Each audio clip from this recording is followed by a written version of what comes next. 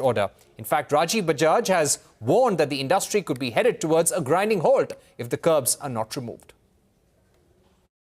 As of yesterday, I still have to verify this, but I was given to believe that suddenly China has decided not to permit the export of heavy rare earth magnets, which are used in motors of electric vehicles. And as you know, that for some of these EV components, the whole supply chain of the world resides in China. Exactly. So if this is true, we are still trying to come to terms with the facts, all the facts. But if this is true, it would mean that, and if it doesn't change, then in a matter of weeks, the entire Indian EV industry will grind to a halt.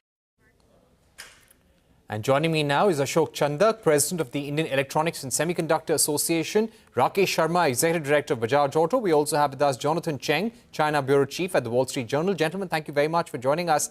Mr. Sharma, if I can begin with you, give us a sense of what is the immediate impact these restrictions that were imposed by China on the export of rare earth materials. I believe this started on the 4th of April, but are you already seeing impact on the production line? Hi, Parikshit. Yes, the Chinese government announced a slew of strict controls pertaining to the export of rare earth magnets, which find application in motors in the EV side. And we are completely dependent on those. The controls came into immediate effect on 4th April, so much so that product which was in the ports for shipment was also held back. So obviously there is a disruption in the supply chain, and the process for end-use certification still needs proper buttoning down and definition as to who all will have to validate it, from where it will go, and what will be acceptable. And it finally ends up back in China, where a certain committee will give a decision on this. So the process itself is a little bit ambiguous, and that is what we are trying to come to terms with. And in the meantime, right, I would say that during this quarter, different product lines will get impacted by the supply chain, because as the stocks run out in the system and fresh stock and it's not replenished, we will see during the quarter severe impacts on almost all product lines. Right. So you're expecting severe impact on all EV production lines, Mr. Sharma. That's an important point. I would like to ask you, so what the ask here from the Chinese government is, you have a performer that you have to fill in a required format that needs to be endorsed not just by the Ministry of External Affairs in India, but also the Chinese embassy. You also have to give a declaration that this will not be given to any third party or will not be used for making weapons. Do you feel that this is a very complicated process and almost amounts to saying that you will not get this at all? No, I wouldn't say that this is not possible at all, because at least from our point of view, it's the end use is confirmed, and it is common knowledge, and we should be able to certify end use. It is the steps in the process. See, there is a very broad-based circular of guidance issued by the PRC, but that has to be then broken down into steps. Which is the certifying agency, and which is the endorsing, validating agency, and what will happen at the end of the whole process? How much time is it going to take? Are we supposed to do it transaction-wise, or is it supposed to be quantum-based, period-based? All these things have to be still sorted out. Right. Very important points there. Sir, stay with us. Let me also get in Jonathan Cheng of the Wall Street Journal. Jonathan, this is not just for the auto sector. This is for all electronic manufacturers. This impacts the space sector, the semiconductor sector, and it applies to all nations for that matter. This is clearly linked to the US-China trade war. At what point do you think the Chinese government will start thinking of a reprieve, or for pulling away this non-tariff barrier?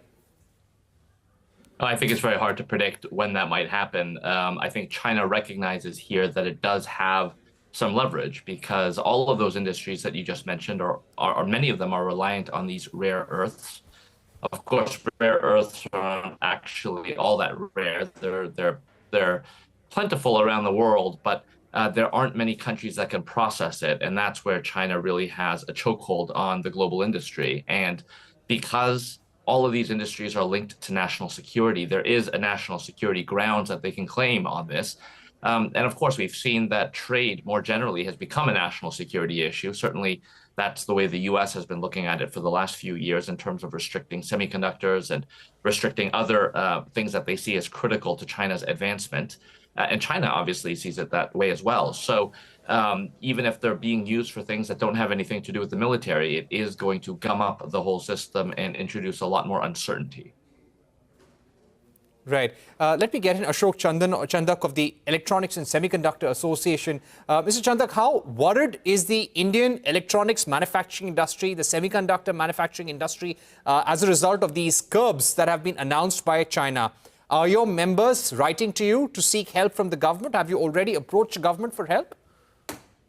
I would call from electronics semiconductor perspective, the impact is still a bit far off, I would call. Because particularly for example, as Mr. Sharma highlighted, the magnets and other things required for electric vehicles, these are many times hand to mouth and in supply chain. But while for semiconductor industry, there is a very limited quantity of these materials required, but these are very important surely. There is always some supply chain running in terms of the warehousing, stocks, and other stuff. So immediate in a couple of months, we don't see any major issue that is going to come up actually. However, this issue will need to be sorted out, needs to be addressed. And my view is, obviously China is taking steps, we don't know how to dwell why they do this. But I would say that a single country cannot stop the whole world actually. So there would be ways by which some, like the end use certificate is an example which has been put up over here, that would be there in force for some time. Which will create running of the existing production requirement of electronic semiconductor industry, not only India, which is at an nascent stage for semiconductor right now, but also globally.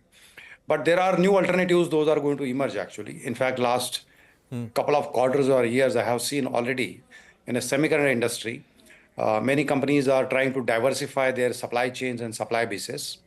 And we also know that for this rare earth element, it is not the question of where the rare earth elements are available. There are several countries, those have got the mining possibility, be it Australia, even Africa, Sweden, even in India, for example.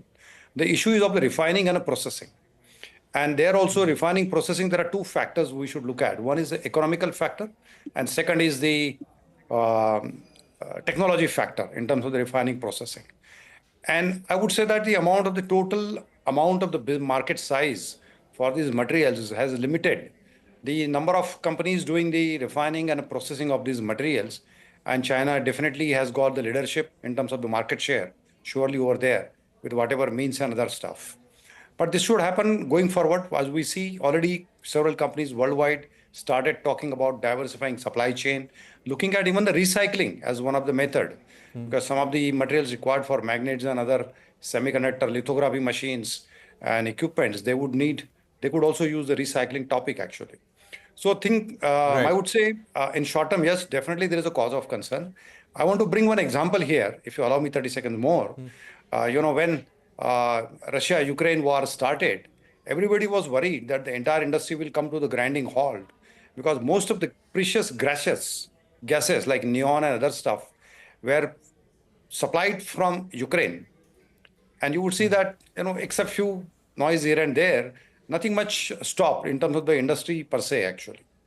So I would say that we should stay tuned. The industry is working and people are working towards finding out the alternative ways and means. Even India has an opportunity, I would call, under Department of Science and Technology, there is a material processing department, and we could also look at expediting those refining and processing capabilities over there, actually. Right. Let me get in Mr. Sharma once again. Mr. Sharma, any domestic supplier that you can source these rare earth magnets from, what about going to other nations, such as Australia for that matter, to get these rare earth magnets? Is there a market, a supply base anywhere else where you can get them? Well, certainly not domestically. And these rare earths, as one of the panelists pointed out, China is currently a 90% market share, primarily because of the solvent extraction and the chemical processing capabilities, which take time to put in place, whilst rare earths minerals are available in many places. So in the short term, or even in the medium term, let's say, over a year or 18 months, it is difficult to substitute China as a source for rare earth magnets for application, at least in our industry, which is the EV sector. Do you feel this is going to result in a price rise for electric vehicles specifically in the coming months?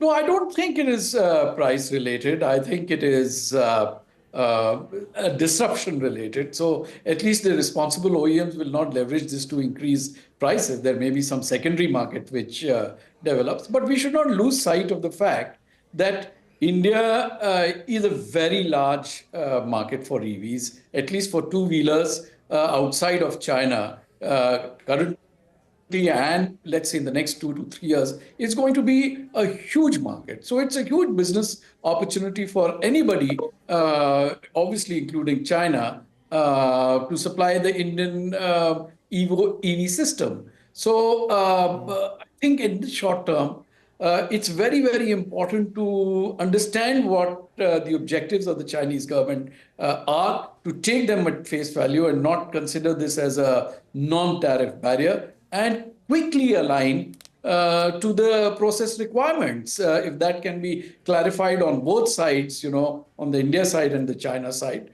then I think we will be able to deal with this short-term disruption. Right. Jonathan, this was one leverage. Hopefully, it will not become like the semiconductor moment that we saw during COVID-19, where there was a crisis with regard to semiconductors all around the world. But do you feel that there are other critical materials where China could probably turn off the tap in order to have more leverage in the trade negotiations with the US? Well, I do think that this is one of the more powerful ones, just because it's not something that is so clearly understood by other people. I think it's something that plugs into all of the things that are the most sensitive, and therefore something that it can inflict great pain.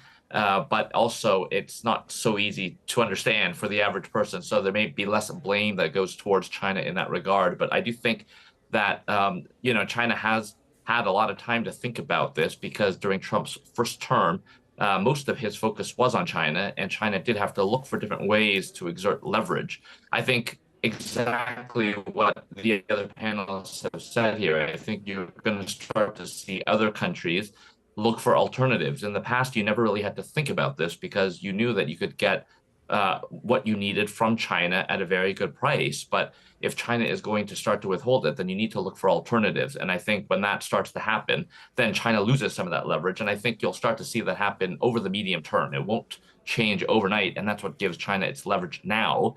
And arguably, that's the reason why they should use their leverage now, if that's how they see it, because they may not have it going forward.